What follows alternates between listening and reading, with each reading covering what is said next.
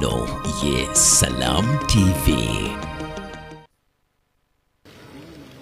Rwesonga ebigambo bino byetwogera ku byeddiini era Allah tabaraka wa taala yagamba Nabbi sallallahu alayhi wa sallam inna sanulqi alayka qawlan thaqila, tugenda kukussaako ebigambo nga bizito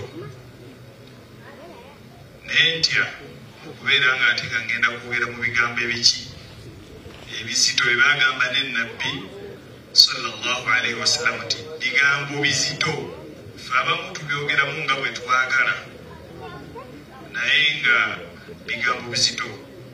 Kyova olaba Ibn Abbas Ibn Mas'ud radiyallahu anhu yagamba mbalaba bwe babuuza ku bigambo, bwe babuuza mu ddiini muddamu nga bwe mwagala oba ne muwaffatwa nga bwe mwagala.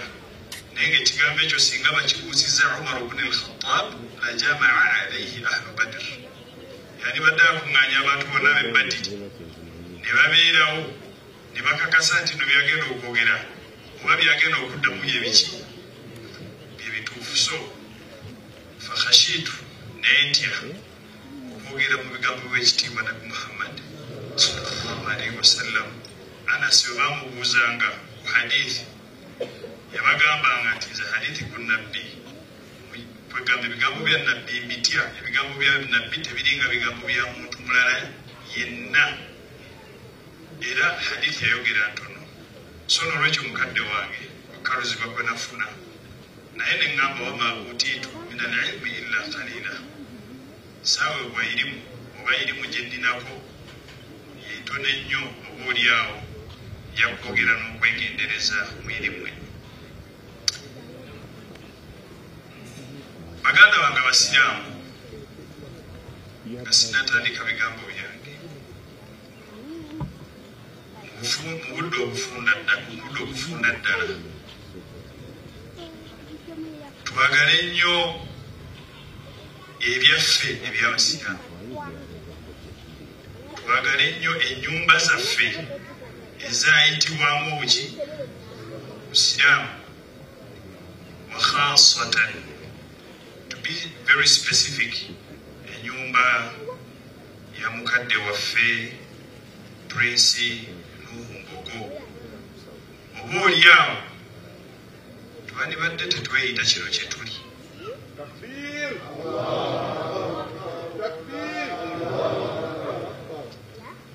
Nabi Muhammad sallallahu alayhi wa sallam okusoosowazanga yasoosowazanga bamuhajiriina abasooka mu busiraamu. Bwe kyava ku bamuhajiriina n'akizza ku basahaba eriffe n'atugamba la tasubbu ashaabi, temugezaako ne muvuma basahaba bange.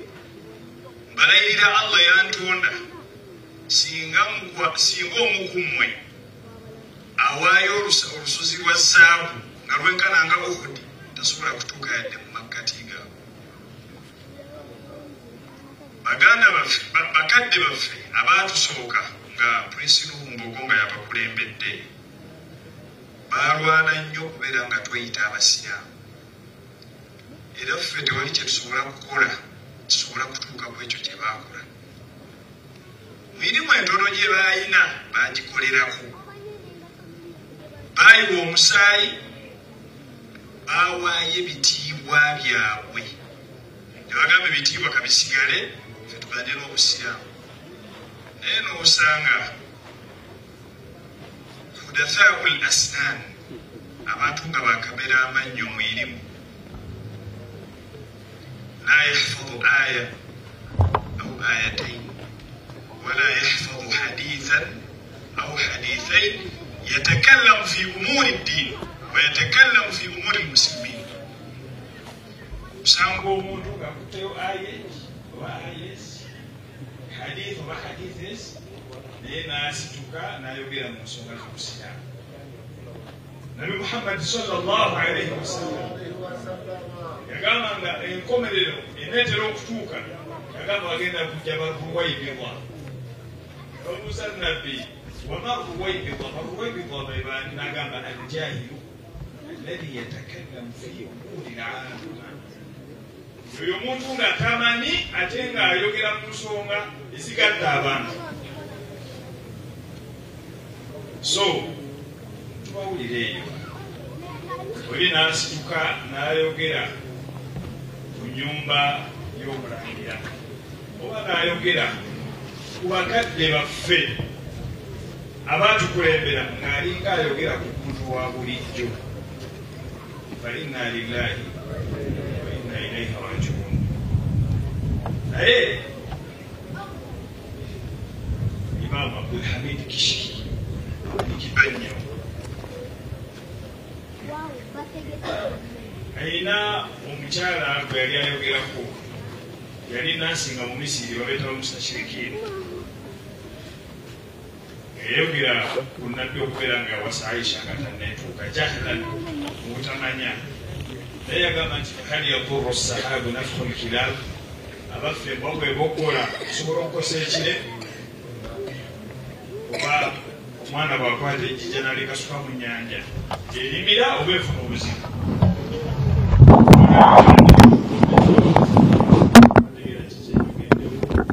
Naye mu bufu obwo bwennyini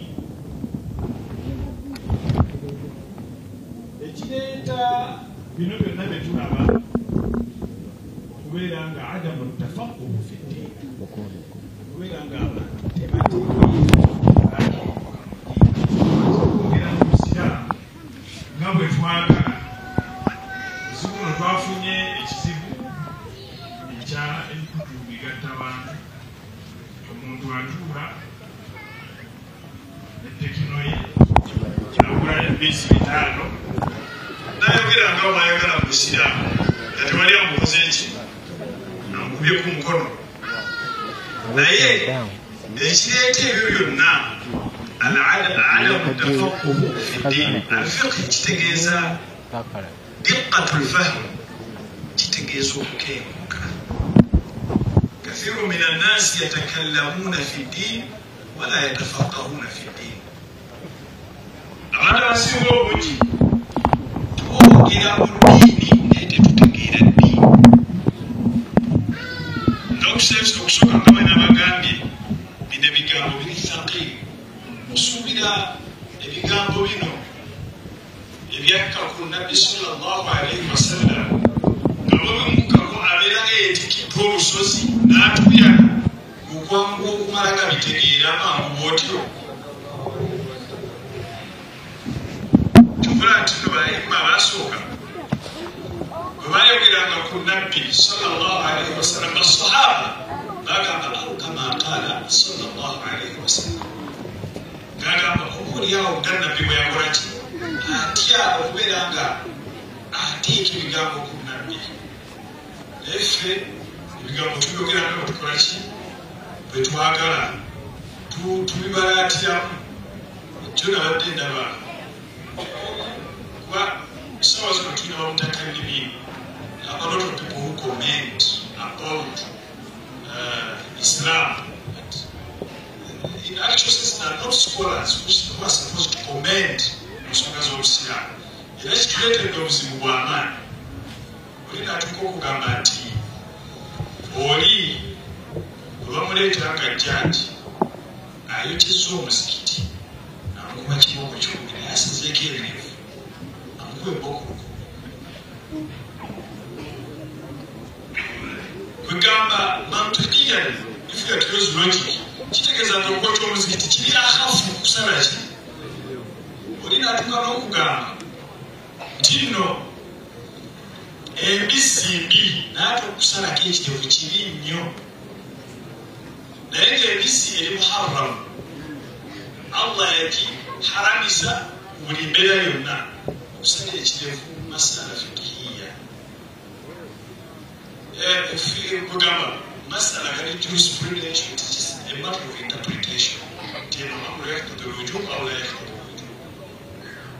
Tunotuka n'okubeera nga olakaba omuntu ku kirevu kye ekitali kikyo, fainna lillahi wa inna ilaihi rajiun. Naye omudakiika kusigazaayo obutono, obuzibu bwe tulina nahtamu kathira بفقه الخلاف مالي الفقه فقهان فقه يبدل النبي الفقه فيما شرع الله يبقى الله يتبارككم ومن الحلال الحرام نفقه يقوي لنا يبقى الله تبارك وتعالى يتبارك قد نهتم كثيرا بفقه الخلاف إنه حرام وإنه حلال تشتغل فقهيات النار اسمها من الفقه تشتغل فقه الأولويات فقه يقوي لنا ترى تجيبه تقولي بلا كتيروا kufunga yakasiramu katana bana kuyiga swala tunawo biyiriza swala tunawo kusoma al-Fatiha tomutandikiriza ku kiteefu n'empale ebitalina kakwate ibadaati zonna tutandikira ku bintu ebinene ne tuleka ebitono tetutegeera fiqhu al-masari fiqhu y'okutegeera interests ngaffe abasiraamu kubaka kino kireeta fiqhu al-aqalliyat ffe abasiraamu abawangalira mu nsi ng'obusiraamu butono tuwangaala tutya mutulagala awangalira mu Uganda abasiraamu kale katugambe katuwe percentage tulina 30% newankubadde mu statistics ogende eri batulaga mirala naye katuwewo osobola okuwangaala ng'abantu osobola okuyisaawo ensonga zo ng'omuntu alimu 100%. Kakati kiki ekizibu tulina okutegeera fiqhu alwaqi tulina okutegeera fiqhu tuwangaala okugamba obudde bwe tulimu kuba kituyambako nnyo okubeera nga nunazzilu al-ahkam tubeere nga tukwata amateeka tusobole okubeera nga gali applicable n'embeera zaffe zitukolaki zituwangaliramu byonna byonna tetubitegeera mala kwogera tetubifaako nnyo fiqhu da'wa tukola tutya da'wa nabbi sallallahu alaihi wasallam riwaya eri mu Bukhari ne Muslim hadithi ya Nu'man hadithi ya Jabir ibn Abdillah ne Mu'adh ibn Jabal nabbi sallallahu alaihi wasallam webasindika e Yaman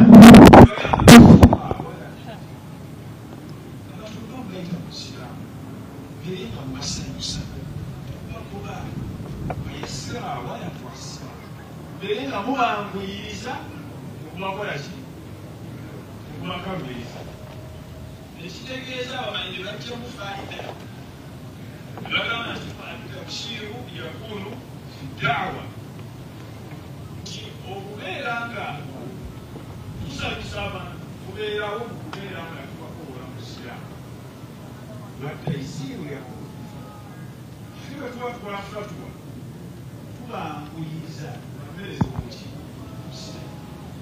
naye kakati ffe tetukola tugamba byonna tukolaga ennyume kubakowoola tubatiisa ate olina tukaba kubeera ng'agamba nti abasobola n'okuyisiza obusiraamu mukolo gw'omwononefu kigambo ekyo kisoboka okubeera kati naye okitaddewa lwakuba nti kyolina kyagezaako okuganda omusamba bwabuzzeeyo omusamba basobola okuzzaayo nasiramukira ku mawulire so taidu lkawaid tubanga wawukana tulina okutegeerera abantu nebanogamba tekiramuterekirawo omutogaga gali awo not anyone can afford a plate of omuteeyo nolibalabaga ayagala akatakasira nagenda naffe wena okutegesa enansi ezaffe nafugawo okukola ki naye buzibu kyobule kubeere banaye buzibu kyobule kubeere buzibu kyobule kusente abantu olajjaga nemubawa transport nabo bateeka ndowooza tewali transport babawa so kati bitera nnyo makulu so baganda bange twegendereze nnyo Voilà. Allah ibn Mubarak, c'est la vérité. Et là, il y a un amour. Et soudain, les trucs ont dit. Oui, voilà.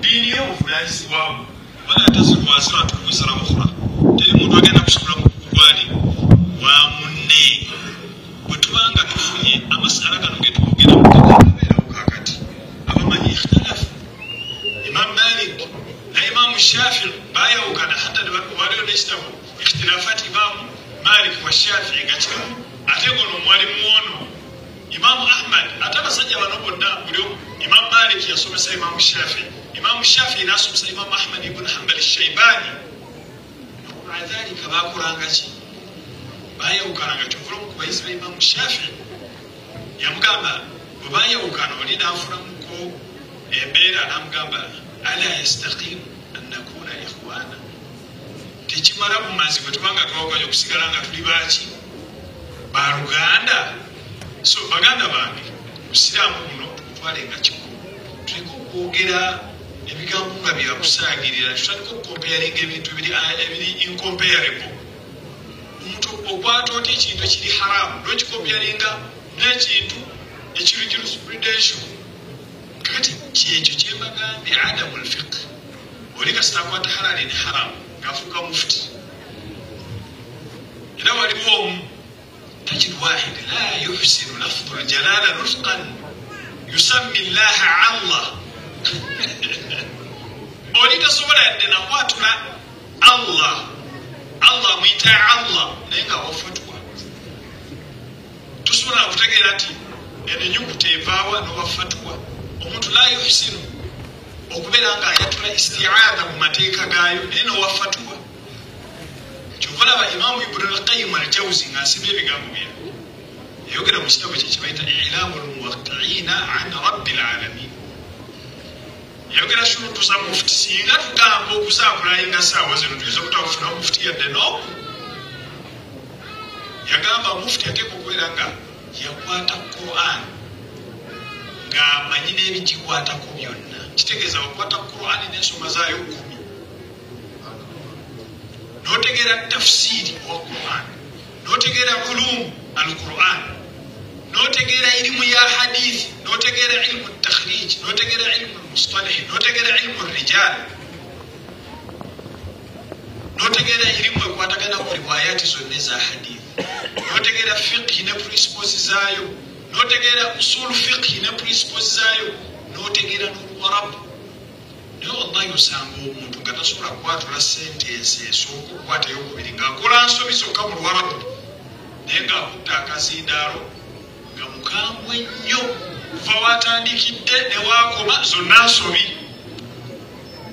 naye kyasembayo ekikulu yagamba rahimahullah yagamba omuntu ateeka okutegeera embeera mu ekitundu mwakola ki nze waffe omukama tumuyita kabumba nalwo okutegeera ekigambo kabumba kitegeeza ki nga bw'oba kabumba kitegeeza kubumba naye wekisimbiri emabega nasanga omuntu ne mubuuza ekigambo kabumba kitegeeza ki nze nkuze nabo omukama obuga ekemwe nangamba kabumba kitegeeza omuntu abumbabumba abantu omuntu omwangu aba agambidde shiriki kitegeeza kubumba muntu nekitegeeza nti abantu bwe bafuna obutakkanya abakola ki era yabakumaakuma olulimi olunyolo kakati oli kyangu nnyo okusituka olwensonga tetutegeera mu sitalahaati zino abaganda bweva ku kyo okweddira lwaki beddira okutegeera the philosophy behind all that nga tonnaba kubeera ngaowafutu awamu nekyo tusigale nga tusomesa ebintu ebitegeerekeka kuba ali radiallahu anhu yagamba hadithu nnasa bima yalamun beere bakuwulira abantu be bamanyi mwagala kulimbisa nabbi waba onoowulira omuntu kyatamanyi ajja kukola ki ajja kulimbisa ekitiibwa na Muhammad sallallahu alaihi wasallam baganda bange bakadde bange n'ebigambo ebyo ebitonotono saba Allah tuteekemu abo abawuliriza ebigambo natulondamu emisingo obulungi Allahumma arina alhaqa warzuqna ittibaa'a وأرنا الباطل وارزقنا اجتنابه. والسلام عليكم ورحمة الله وبركاته. الله أكبر. لا إله إلا الله. الله أكبر. الله أكبر ولله الحمد. سمكت وفي بكا ويابد الشيخ صالح كيغوي كاتشوبي omusajja mukozi yakulira ekitongole ky'amata akaliko Royal Milk.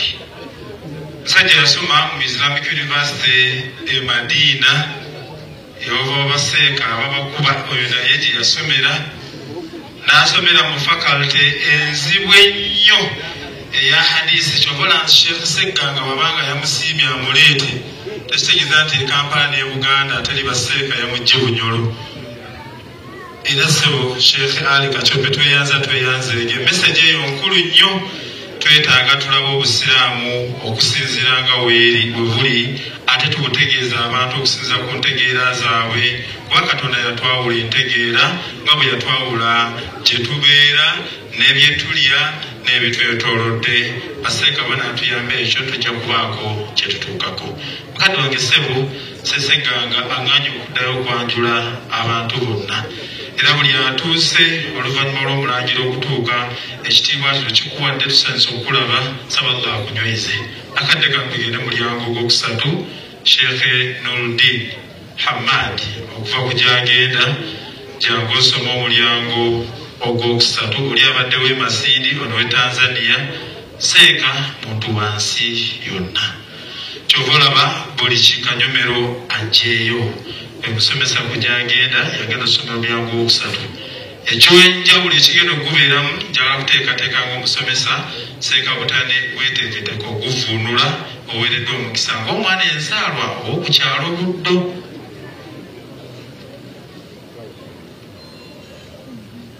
اللهم صل وسلم وبارك عليه صلى الله. ولما أراد الله تعالى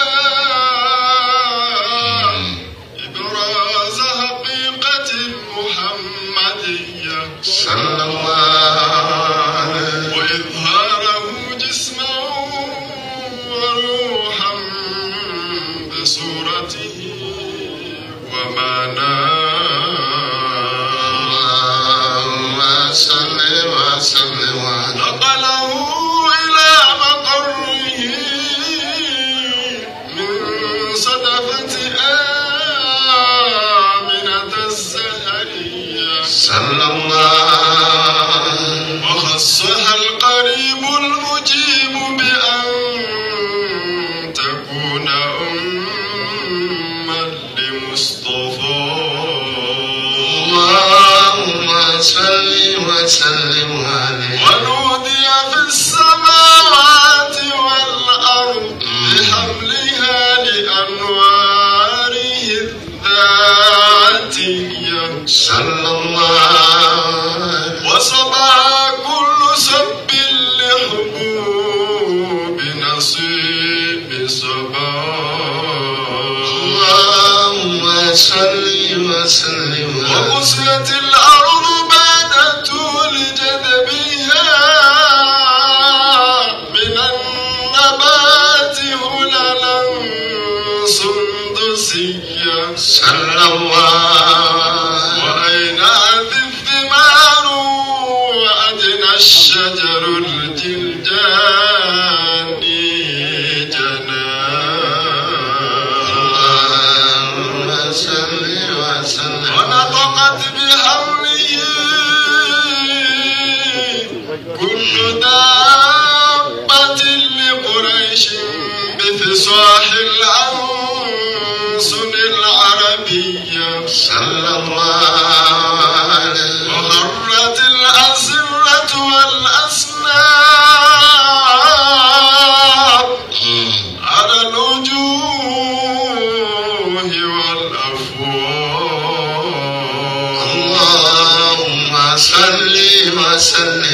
وتباشرت هوش المشارق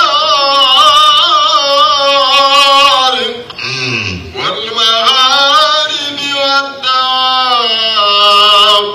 البحرية صلى الله واهتزت العوالم من السرور كأسهما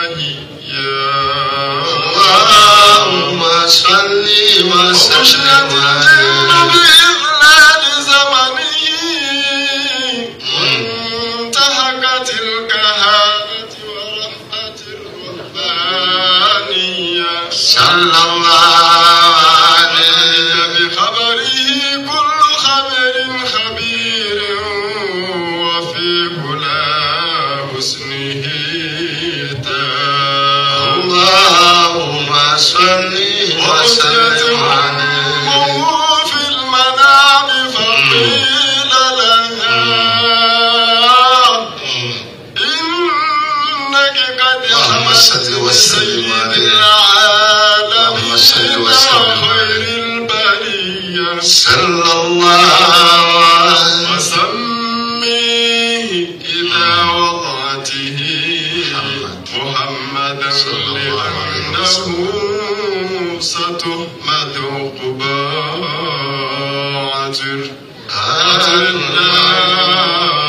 قدره الكريم يا كريم عرفي شذي من صلاة وتسليم اللهم صل وسلم ويبارك عليه سمكدو في بوغا ويا شيخ نور الدين Hamad okuva Tanzania. Nkakasa buli muntu wetegereze omukolo guno guli live ku PAL FM era nkakasa ti Umaru mubiruwoli era batuba ffenna tubabagumu. Mukirize mpisewo akantu kamu nti bulijjo atamanya gy'ova oyinza okutawaanya abantu okukuyamba okukulembera gy'olaga. Bwetubanga obusiraamu bw'Uganda Allah yabuyisa mujjajjaffe Mbogo kyabbeeyi nnyo ebintu ebyo obutakoma ku mikolo wabula tubisomese tubitegeere. Tuli ba mukisa nti mukadde waffe jjajja Mugonza Batobeewa Ssebo Jjajja Mbuga yakuŋŋaanya ekitabo era n'abunokkiriza ekitabo ekyo kitundibwe olw'ebulungi ebikirimu nti generation ezinaddako bafune ekifaananyi kya Bwana Nuuhu Mbogo ekijjuvu wakati mukadde kano nga buli muntu abuuza yaani twagala ensi etegeere mu kumanya okutuufu Bwana Nuuhu Mbogo yaani. Ebitabo ebyo Sheikh Saibu Mutazindwa abirina. Nja kusaba ebitabo ebyo ogende ewa Haji Rashidi Senyonga oyo mwejogera baba wange ng'omukubagaga batulina ku mukono abigulire havara eno abantu babifunire ku bwereere empeera ezirimu baaba ozifunemu ayina mu musaasaanya message eyo kubanga bwe tunaabula gye twava tujja kubonyaabonya abantu okumanya wa gye tulaga. Sheikh Abdul Basti jangu nja kusaba Sheikh Saibu ebitabo ebyo okkirize. Ebitabo ebyo Sheikh yangambye yaleeseeko 8 naye ng'alina bingi. Kinabe yagirashidi nti aguzeeko 8 batugulidde 8 baguze 10 naye nze kyenjagala message eyo ebune tumanye abaana obuvu n'obuddo bwa mukadde waffe Bwana Nuuhu Mbogo. Kati tunalooza ku mukolo tuzze tetuzze ekiguli naye tumanye twetaaga tujje oba tetwetaaga tujje. Nsonga eyo nsaba girashidi oginzigiremu naye ne bwonsasulira 10 nkakasa obusobola njagala ekyo kiveewo abantu tukomewo ate eno nga bugaba ku bwereere sekatabula gwe imaamu nnyinimu linda ekiddako njagala maloboozi atugulidde bumeka aguze buno bwe waleese seeka mukama wange kojja aguze obuli 8 n'atusuubiza nti bw'ono ddayo n'oleeta obulala nabajja bugula obutabo obwo bwakusomerwa ku bwereere. Sheikh Abdulbasit Butane vunula omulyango ogwokusatu. وقفل إلهي لكل مسلمين بما يقرأ في المسجد أقصى وفي العالم يا الله يا ربي الله الله بلغ أمزم وغفر لنا ما مضى الله يا واسع. بسم الله الرحمن الرحيم. الحمد لله والصلاة والسلام على رسول الله صلى الله وسلم عليه وعلى آله وأصحابه أجمعين. سبو جاجة في مبوغا مkwano gwaffe ekigambo ekyo tekitera kukozesebwa obeera oyogera ku bantu nga bakusinga mu bintu bingi ate nga bakusingira wala mu myaka, mu kitiibwa, mu byafaayo, mu nnono, mu bingi. Naye ekigambo kituufu kyakukozesebwa kuba tukikozesa ku Nabbi Muhammad sallallahu alaihi wasallam ate nga tewali kufenna wana mukola ki amwenkana netugamba salli ala alhabibi Muhammad, mukwano gwaffe Nabbi Muhammad sallallahu alaihi wasallam.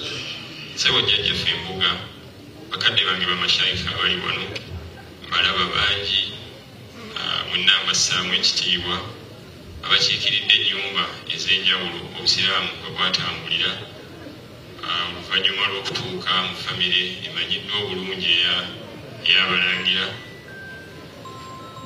abaami n'abakyala bahaji Rashidi bano n'abalala be batulaze, abalinga Haji Sultani ng'amafuta gaffe gaggwangamu kumpi nga tusembedde we bali.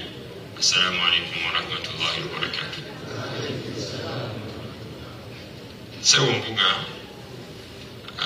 oluusi nsanga okusoomoozebwa bakalifa bano tubeera nabo mutahabuna kati oluusi eri mutahabuna buba bungi naye ate wano mikolo bwegiti obudde buba buki butonotono naye oluusi okasonyiwa kyokolaba nzija mamu nkwata omuzindaalo ne bekwongera kubakola ki kubakeerera. Nzikiriza sebo jjajjaffe nsiime nnyo ebigambo bya Sheikh Ali Kachobe.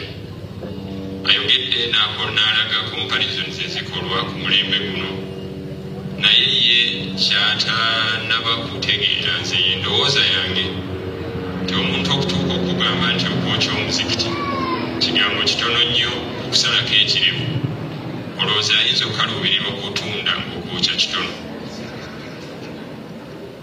Omuntu okugamba nti okola omulimu omulungi bwe guti wakiri olyamu embizzi, olowooza aba promotinga kukola ki?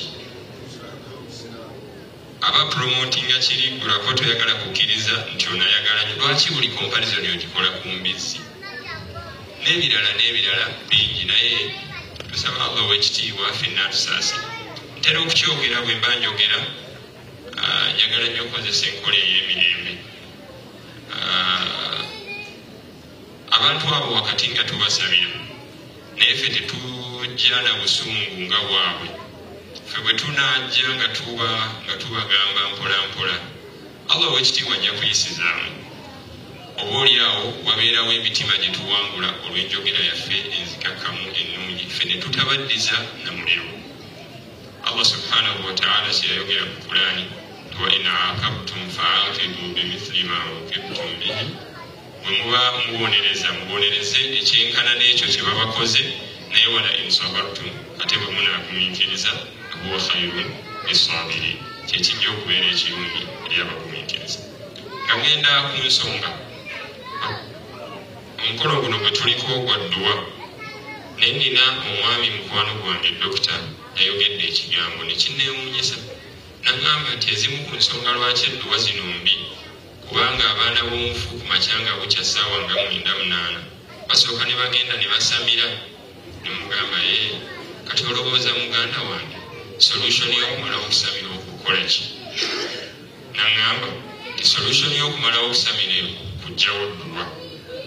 Ne mugamba okay.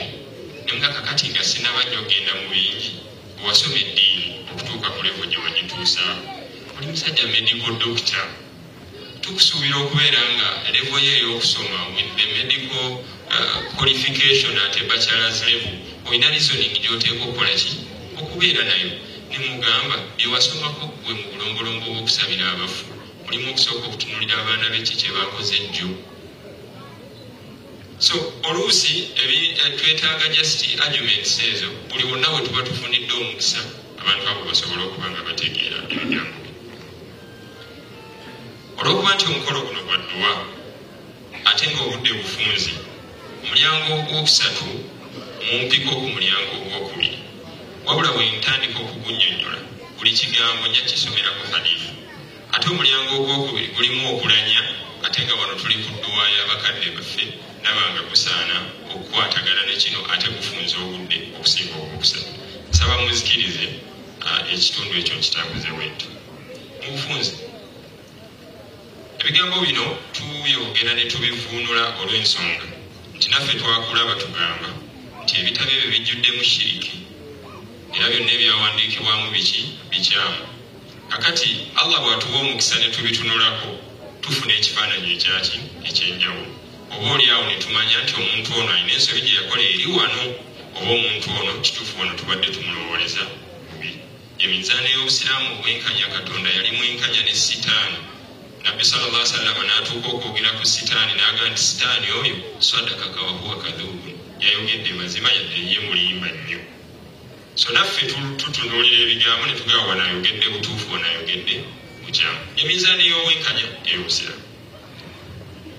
Omusajja bwe yali ayogera ebigambo bino yagamba وبعد فأقول هو سيدنا محمد بن عبد الله بن عبد المطلب واسمه شيبة الحمد حمدت خصاله السنية صلى الله ابن هاشم واسمه عمرو بن عبد مناف واسمه المغيرة الذي ينتمي الارتقاء لعليا اللهم صل وسلم. Guno mulyango ogwokubiri aba amaze ogusooka mwe yatugambira nti ngenda kwogera obunyiriri obwo butegeerwa bagezi bokka naye ate nga bunyuma nnyo. Kifundikwa rikdan tuhalla almasamiru bihula, nti kifundikwa naye kiwoomera amatu nga gakikola ki nga gakiwuliriza. Naye ng'ekifundikwa ekyo kirimu ebigambo ebikwatagana n'ebyafaayo bya Nabbi sallallahu alaihi wasallam. Kati mu kutandika kwe kutandika n'okwogera olunyiriri mwakola ki mwako. Aga nti oluvannyuma lw'ebyo fa aqulu ngamba huwa sayyiduna, ye mukama waffe Muhammad sallallahu alaihi wasallam. Lwaki yamuyita mukama waffe? Kubanga ono gwayogera kumanyi waliwo ekigambo ekigamba wano nti Katonda we subhanahu wa ta'ala yamuyita Muhammad n'agamba wama Muhammadun illa rasul. Oyo Muhammadi mubaka talina kirala ali mubaka. Eni nawe nabuuza nti Katonda bw'ayita Muhammad naawe bw'oyagala okumuyita oli mu ddaala lya Katonda eri Muhammad, olya muli waggulu kyava agamba nti yamuyita ani Muhammad, naye gwa muli wansi olina kumuyita mukama waffe. So agamba ngamba nti ye mukama waffe Nabbi Muhammad sallallahu alaihi wasallam mutabani wa Abdallah Nabbi bwe yalinga amwogerako yamuyitanga ahadu dhabihaini, omu ku babiri abaali bagenda okusalwa. Abdallah taata we Abdul Muttalib bwe yali nga tannaba kumuzaala nga yakazaala omwana we omukulu. Ani yali yakazaala omwana we omukulu? Abdul Muttalib yazaala Abdallah. Omwana we omukulu baali bamuyita Al-Harith. Bwe yamuzaala n'aleeta enniya nti Katonda bw'anampa abaana abawere 10 nja kusaddaakako omu nga neebaza Katonda. Bwe kinaaba nga kyekimukola ki kyekimusanyusa. Kakati omwana w'omuggalanda yali ani? Abdallah azaala Nabbi Muhammad sallallahu alaihi wasallam. Kati yali amwagala nnyo Katonda, ate oluvannyuma n'amumuleetera naye oluvannyuma ebyafaayo biwanvu Katonda yamununula n'ensolo ezaali ennyingi ezaali engamira. So kyova olaba Nabbi sallallahu alaihi wasallam bwe yalinga ayogera yagamba nga ana bnu dhabihaini, nze mutabani w'abaali bagenda okusalwa abameka ababiri.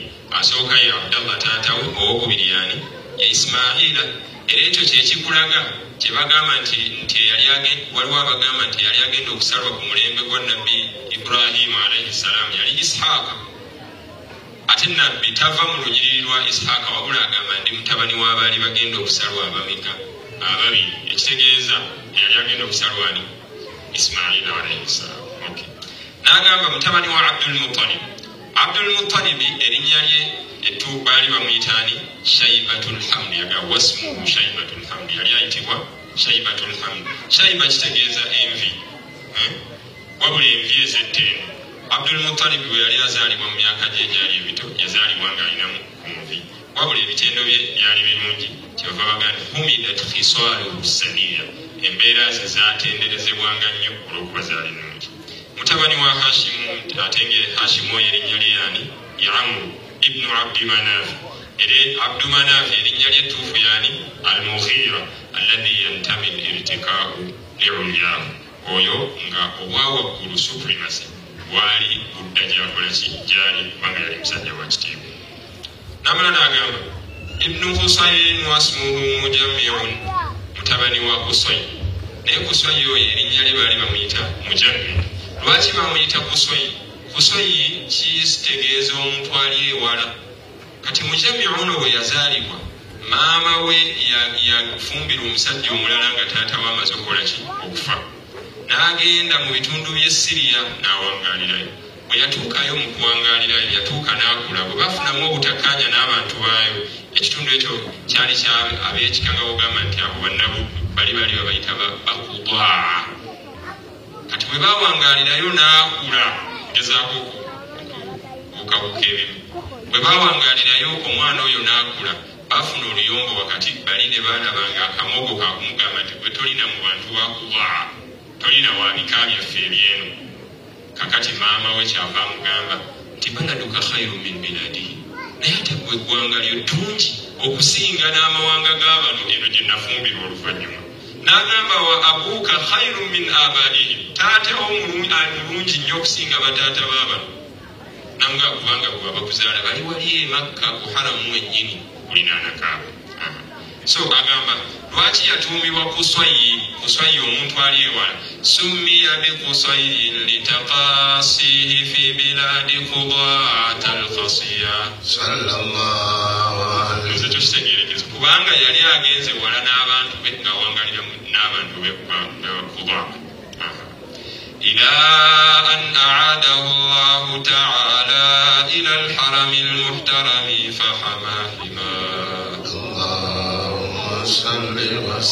okutuusa Katonda lwe yamukomyawo wano ku haramu yennyini e Makka n'abeera omu ku abo abagenda okukuuma ennyumba ya Allah subhanahu wa ta'ala. Haramu eyo lwaki eyitibwa haramu ekyo kimanyiddwa kubanga waliwo Katonda byatugaana okukolerawo ng'ate abitukkiriza mu mbeera eki endala. Ibni Kulabin wasmuhu Hakimu bnu Murrata bni Ka'b bni Lu'ay bni Ghalib bni Fihrin abo ne bwe siboogera tabani wa Kilabu erinnya lye Hakimu, tabani wa Murra, tabani wa Ka'b, tabani wa Lu'ay, tabani wa Ghalib, mutabani wa Fihr. Kakati Fihr ono erinnya lye yani wasmuhu Quraishun erinnya lye yani ye Quraish wa ilayhi tunsabu al-butun al-Qurashiyya. Allahu alayhi. Era ekika ky'Abakuraishi kisibuka kwoyo. Oba tuli wamu. Wama fawqahu ate okutandikira kwoyo genda waggulu tubateeka ku kika kye bayita tujja musangayo omu ku bajjajja bannabbi gwe bayita Kinaana aga wama fawqahu kinaniyun kama janaha ilayhi al-kathiru Allahumma salli wa sallim. Ate okutandikirawo okweyongerawo awaabe yayita Bakinaana naye okutandikirako ono Fihiri gwe bayita Quraish awaabe yayita baani Bakuraish. Ekyo kyewuunyisa okubeera ng'omu ku bamanyi b'Obusiraamu Imaamu Zuhuri bwe mbaseerabidde bwe yali ayogera yagamba nti ekyo kye twasanga ekyo kye twategeera min ulamaa'i nasabi wa nusaabi al-arabi mu abo abantu abaali bamanyi knowledge irimu y'ebyendyo abaali bategeera okulanya n'ebika by'abantu abasanga bakkiriza nti man jawaza Fihran asukka Fihiri ono gwe twogerako falaisa Qurashiyan abatakyali mu Quraish abeera mu kika ky'abali era ekyo ndowooza tekikwewuunyisa nabbi yennyini Muhammad sallallahu alayhi wasallam wajja mu hadithi n'agamba inna allaha astafa kinanata min waladi ismail. Hadithi fenna tugimanyi. Katonda yalondamu mwana mu lulyo lwa Ismaila n'alondayo Kinaana. Wastafa min kinanatin Quraisha, n'alondamu wa Kinaana ate n'alondamu Quraishi. Ono fihiri gwe twogerako. Naga wastafa min Quraishin bani Hashim, ate mu Quraishi n'alondamu banu Hashim. Yoli Hashim azaala jjajjaawe n'agamba wastafani min bani Hashim, ate nze nannonda mu banu Hashim. Noza ebigambo bikwataganye bulungi. Eyali abiwandiika kitegeeza yali asinziira ku bigambo ng'ebyo bye twogera n'ebirala bingi ffe bye tutamanyi Allah bye yali yamuwa okumanyi.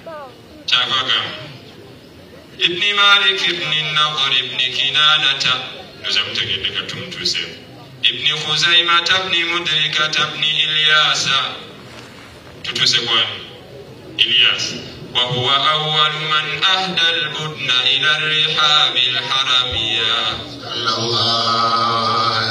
Elias ono ye yasooka okusaddaaka mu Luwarabu kye tuyita badana, awo kukaaba weeri ng'asaddaaka ku lwa Katonda.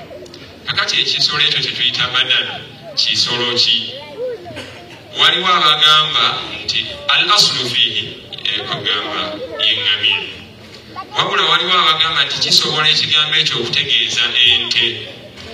Kakati enjawulo eyo mu mateeka ga shariya, nze nasoma bya shariya, enjawulo eyo mu mateeka ga shariya kyonna kye kibaddeko naye kirina impact gye kireeta eno mu byobulamuzi. Ky'omuntu bw'aleeta enniya n'agamba ngenda kusaddaaka badana, bw'asaddaaka ente mu maaso ga Katonda aba atuukiriza. Bw'ogamba nti badana kitegeeza eŋŋamiya n'ente kigitwaliramu aba atuukiriza. Bw'ogamba nti tekigitwaliramu kitegeeza aba tannaba kukola ki? Kutuukiriza. Oba kitegeerekeza? Naye njagala nnyo tutwale ekyeŋŋamiya nti yasaddaaka ŋŋamiya, kubanga Katonda bwe yali ayogera ku ŋŋamiya yagaa walbutna ja'alnaha lakum min sha'airillah, ng'ayogera ku bya hijja. Kyava abaga wano wansi kyenjagaddemu fa idha wajabat junubuha, singa ebiyungo byayo bikola ki? Bikkakkana. Ate ng'eŋŋamiya yekkakkana, ente tekola ki? Tekkakkana. Ekitegeeza yasooka okusaddaaka eŋŋamiya ng'agisaddaakira ku ki? Kukaaba. Ani oyo? Ye Ilyas. وسمع في صلبه النبي صلى الله عليه وسلم ذكر الله تعالى ولبى. Era yawulirwanga ku mugongo gwe ng'eddoboozi livaako, nga bawulira eddoboozi ly'omuntu ng'aleeta talbiya ya hijja, labbayika allahumma labbayik labbayika la sharika laka labbayik innal hamda wan ni'mata laka wal mulk la sharika lak. Ebyo byafaayo biwanvu, naye eddoboozi lya Nabbi sallallahu alaihi wasallam yawulirwanga nga lyogera gundi. Kyava agamba ابن مضر بن نزار بن سعد بن عدنان اكتوك قواني وعدنان. وهذا سلك نظمت فرائده بنان السنة السنية.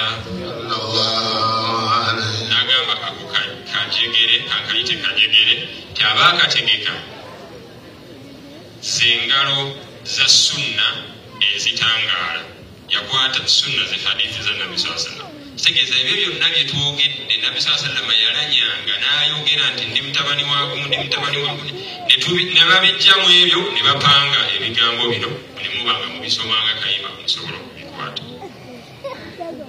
ورفعه إلى الخليل إبراهيم أمسك عنه الشارع وأباه. اللهم صل وسلم. Era okutandikira ku Adinaani okutuuka ku Ismaila, ekyo Nabbi sallallahu alaihi wasallam bwe yali ng'alanya teyasukkangawo ng'akomawo kumpi. Kyavaga wa Adnaanu bila raybin inda dhawi al-ulumi an-nasabiyya ila dhabihi Ismaila nisbatuhu wa muntamahu wa muntaha. Allahumma salli wa sallim alayhi. Adnaani watali kubuusabuusa, yalimu abo abalina irimu, yali ekwatagana n'ebika okutuukira ddala ku Ismaila Nabbi sallallahu alaihi wasallam gy'ava. Okay. فأعظم به من عقد تألقت كواكبه الدرية. Adhan ngekutuswako. Hotel Africana. Come as a guest and leave as a friend.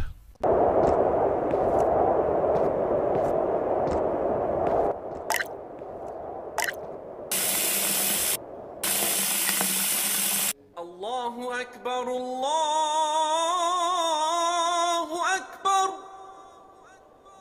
الله أكبر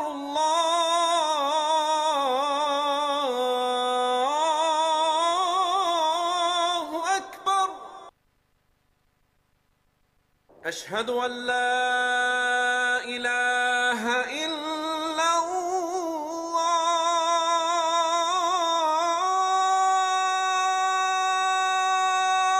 الله أشهد أن لا إله إلا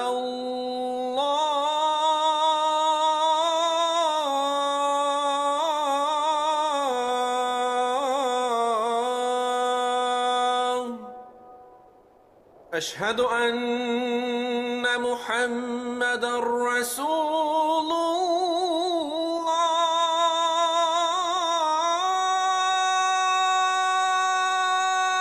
الله أشهد أن محمدًا رسول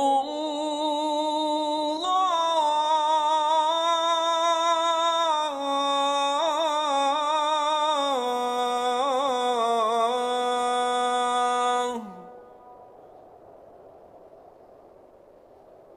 حي على الصلاة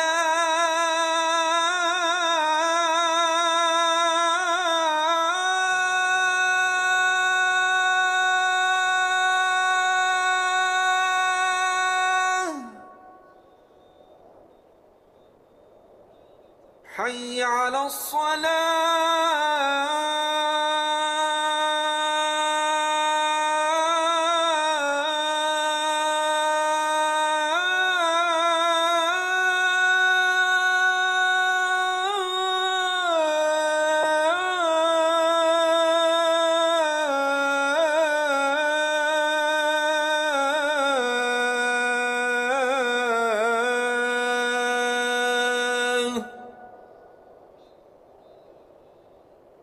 حي على الفلاح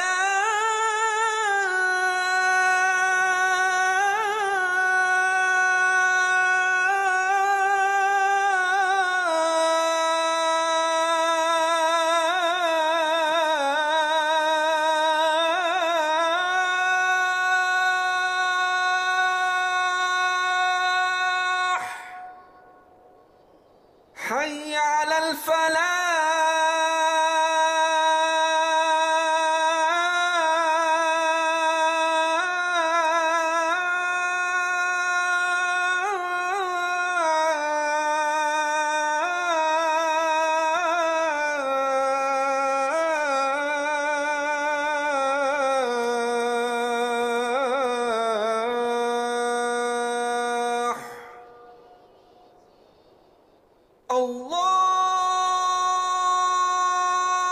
الله أكبر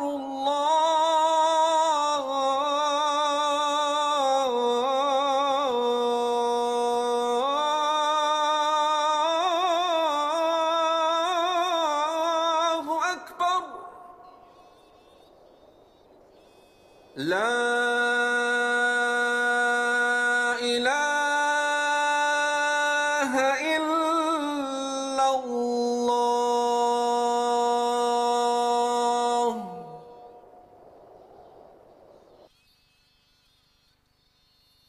Dua after adhan. اللهم رب هذه الدعوة التامة والصلاة القائمة آت محمدا الوسيلة والفضيلة وبعثه مقاما محمودا الذي وعدته. O Allah, Lord of this perfect call and this prayer to be established, grant Muhammad al-Wasila a high and special place in Jannah, and al-Fadila a rank above the rest of creation, and raise him to a praise platform which you have promised him. Adhan ngekutusibwako. Hotel Africana. Come as a guest and leave as a friend. Ng'olina Momo oba olina obuyinza okusasulira by'obeera oguze mu ngeri esingayo okubeera ennyangu. Nyiga star 165 *3# oba scanninga kodi o downloading Momo app osasulire buli kimu. Tobonaabona ng'oleetawo enkyukakyuka. Ate ekisinga, singa ssente ziba zikuweddeko ng'ogula ebintu, osobola okugattako ng'okozesa Momo Advance. Eyo ye Momo, obwo bwe buyinza obukufuula abasingako.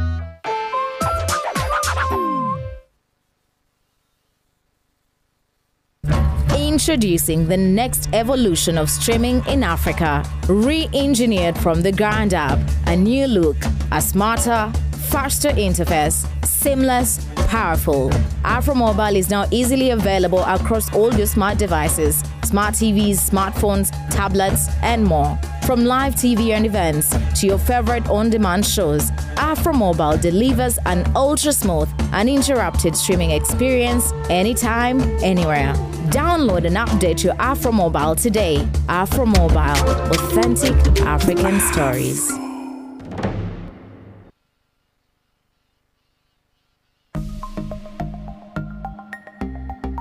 Better steady, be better. Bantu bajjanga bakozi b'amakampuni baba batufera.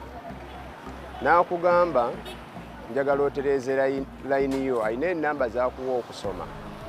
Bw'ava ku ekyo n'akwongera n'agamba nti nteeramu pini koodi yo ate ginyige mu bwangu kuba layini ye egenda kusalibwako essaawa yonna. Kozi ate abantu abali ewala n'ekibuga mwegendereze nnyo abafere.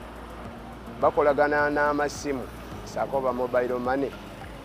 Oyinza ogenda okuteeyo okuba nti tomanyi nkola ya mobile money, oli n'akugamba nteeramu pini koodi yo, gwe n'omuwa essimu. Simu bw'ogimuwa ayina okulaba pini koodi yo, kitegeeza ssente z'omuwadde okuteerako oba okuggyako asobola ozikozesa oziteeka ku layini ye oba ey'omuntu omulala.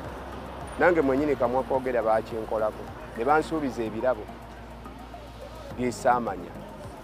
Mu kaseera akasembayo oli bwe namulabuukirira yaŋŋamba oli musiru olw'okuba muguddemu, wabula abantu abakyaferebwa mwerinde mubeere steady. In partnership with Uganda Communications Commission and NBS. Don't miss out on being part of the ultimate game changer. Omumanyiwa Salam TV is expanding nationwide, bringing life-changing prizes to all Ugandans. Everyone can win, including cars, Haji and Umrah pilgrimages, land titles, hard cash, home furniture, TV sets, and many others. Partner with us in this noble cause and let's transform lives together. Don't miss out. Call or WhatsApp 0776 988 064 or 0702 988 064 for more information. Get ready to win from June 10th, 2025 to February 14th, 2026.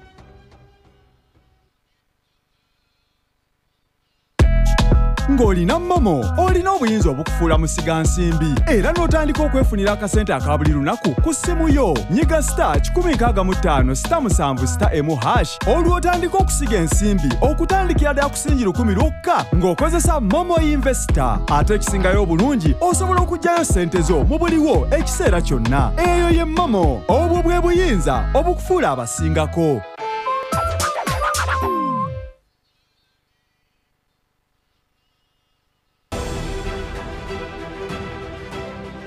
I'm one of the scientists now doing research on plastic technology recycling, where we're able to produce other products from plastic waste. For example, we are trying to develop a plastic tile with sand plastic tile, that it is unbreakable, it can be shifted from one roof to another. So this is a project we are working on. It's our initiative as Kazire Group of trying to reduce waste from the environment. Brothers and sisters, Tasso Butonde for a better Uganda. This message is brought to you by National Environment Management Authority, Kampala Capital City Authority, Vivo Energy, Airco, Pepsi, Stanbic Bank, and NBS TV. A new era has arrived, and it starts with a simple download. Get the new and improved My DSTV app and get used to more control with streamlined payments, easy error clearing, live chat assistance, and more, all in one app. This is the My DSTV experience, reimagined and upgraded to a whole new level. Download the new My DSTV app from your app store. 2026 is calling, and your voters are watching, listening, scrolling, and streaming. Ready to lead? Then it's time to be seen, heard, and remembered. Next Media is your campaign partner. From TV to radio, digital to mobile, even influencer power, we get your message everywhere. Whether you're running for MP or local council, it's your time, your voice, your victory. Book your space now with us on 0761 001 890.